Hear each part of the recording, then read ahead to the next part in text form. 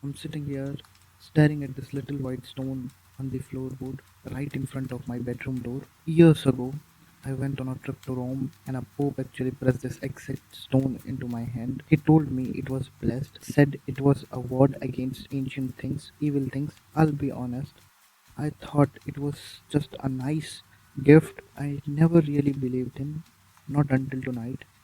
Because right now, that tiny piece of rock is the only thing keeping this door from being ripped off its hinges. The thing on the other side of the wood, it can't get in, but it's scratching and it's waiting. If you are listening to this, you need to understand how easily just trying to be a good guy can drag you straight into hell. My name is Alok Sharma. I've been always tried to do right things, you know, but tonight my own kindness got me trapped into a house that shouldn't even exist, and now I'm being hunted by something that died a very long year ago. The storm came completely out of nowhere. It wasn't just raining, it was a total deluge.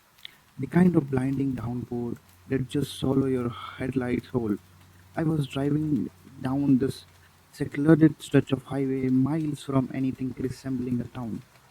I know this route like my pack of hands and know for a fact there is nothing out of there but miles of dead woods. But my engine started sputtering. The water was rising fast, and right as I thought the car was going to die, I saw a break in the trees, and there it was, a massive old manor. It looked like some ancient estate, completely surrounded by these dead oak trees. There was just one dim light on a porch. My gut was screaming at me because I know that house wasn't supposed to be there, but the freezing rain was already leaking into my floorboard. I was desperate, so I ignored my gut, left the car, and sprinted through the freezing wind and pounded on the heavy oak door.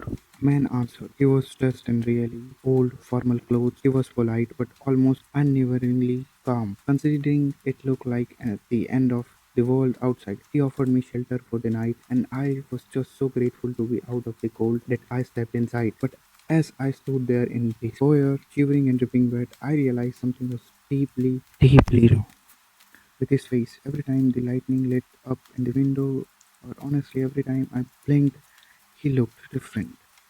It was so subtle, it made me dizzy. As he was talking, his jawline would just slightly widen, his nose would shift angles, even the color of his eye looked like it was shriveling into new shapes. It was like watching 10 different faces fighting for space under his skin. Before I could even process what I was looking at or back away, the front door clicked, opened behind me. Another guy walked in. He didn't have an umbrella, but somehow he was perfectly dry. Not a single drop of rain on him. The two men just looked at me. They didn't speak, but this silent, terrifying look passed between them. That was the moment I realized I had made a horrible mistake. They told me they had a room I could use, but they didn't take me upstairs like a normal guest. They laid me down this long, twisted hallway going deeper and deeper into back of the house. It felt like a maze. We finally stopped at a door right against the rear wall of the estate. They opened it up. The room was basically empty, just an old iron bed and a massive window. They didn't even say goodnight.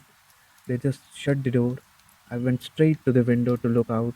The rain was coming down in streets. But when the next flash of lightning hit, it lit up the whole backyard right under my window. The ground was torn up. It was a huge rectangular mold of freshly dug dirt. You could still see the edges crumbling into his deep hole, filling up with muddy water. It was a grave, and judging by the dirt, someone or something had just been put in right before I knocked the door. My heart was beating so hard I could hear it in my ears. I backed away, telling myself, "Do not fall asleep, do not close your eyes." I sat on the edge of the bed, just listening to the storm, but the air in the room, it was so heavy, it smelled faintly like old incense. I tried to fight it, I swear I did, but my eyes just kept dropping. I passed out, I woke up choking, I literally gasped for air and my mouth filled with cold, wet dirt. I wasn't in the bed anymore. I was flat on my back, getting pelted by freezing rain right in the middle of that backyard. I scrambled to my feet, slipping all over the mud. Completely disoriented, I looked down at my clothes and my stomach dropped. They were shredded, ripped to pieces. It looked like I had been dragged through barbed wire or worse, clawed at. I looked back to the house. It was just standing there in the storm, completely dark like a tombstone. The shock of the cold and the torn clothes and the total terror of not knowing how I could get out there. It was too much. The world just started spinning and I blanked out right there in the mud.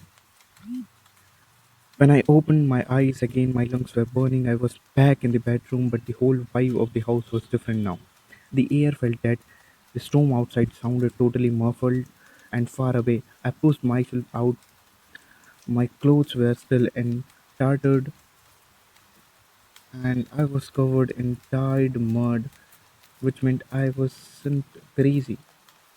I actually happened. It actually happened. I crept out into the hallway. The house was dead quiet. There was zero sunlight coming through the window. The only light come out from hundreds of these tall white candles lined up along the floorboard. The shadow they cast were huge and wavering all over the walls. Started walking. I just needed to find the front door and get the hell out of there. But the house was impossible. I wandered through these candlelit hallway for that felt like hours and none of it made sense. Hallway led to more hallways, doors just open into empty, windowless rooms filled with more candles. I was completely trapped in this maze. As I kept walking, the rain outside started getting louder again, like violently loud. I finally found a room that actually had a window, and I ripped the curtains back. When I fainted in the yard, it had been daytime, but outside the window, I watched the grey light literally get swallowed up. It didn't fade into evening, the sky just snapped into pitch dark blackness right in front of my eyes. You can't live without permission. I spun around and I swear my heart stopped. The owner was standing in the doorway, except now his face was shifting rapidly. It was smelting and reforming in the candlelight over and over. When he spoke, it sounded hollow, like he was talking from the bottom of a well. We have captured your soul. Fight or flight kicked in, and I don't even think I just ran. I shot past him and guy. His shoulder felt like cold ice cream, and I sprinted down the hall.